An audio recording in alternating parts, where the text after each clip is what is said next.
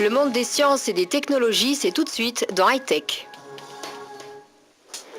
L'ADSL s'imposera-t-il à côté de la télévision dans les foyers européens? Ce petit appareil en forme de raie placé à côté de l'ordinateur est le sésame qui ouvre à l'Internet haut débit, l'ADSL. Il utilise une ligne téléphonique traditionnelle sans pour autant occuper la communication. L'ADSL est une technologie pas nouvelle qui est arrivée en Europe fin des années 90. Ce qu'il faut bien préciser aujourd'hui, c'est que l'Europe n'est pas forcément en avance par rapport à l'ADSL. On est en troisième position derrière l'Asie qui est loin devant nous et les États-Unis. En termes de débit aussi, de services apportés par rapport à d'autres pays, d'autres continents comme l'Amérique et l'Asie, on est aussi en retard parce que les tarifs s'échelonnent à peu près aux alentours de 45 €.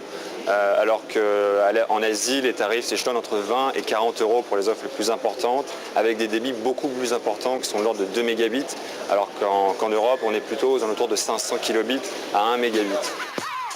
Au Danemark, près de 3 foyers sur 100 sont équipés d'une connexion haut débit. C'est sans conteste le plus fort taux de pénétration en Europe.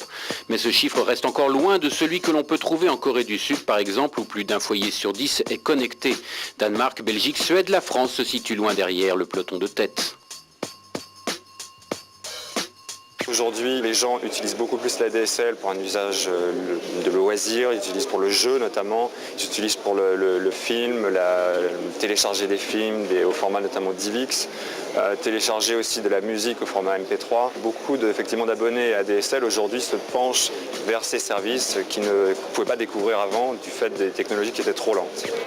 Les amateurs de musique, de jeux, de cinéma succombent les premiers au charme du haut débit qui autorise des vitesses de téléchargement adaptées. Le principal obstacle à la diffusion de masse en Europe reste le prix encore élevé pour une majorité de foyers. Retrouvez toutes ces informations sur notre site internet.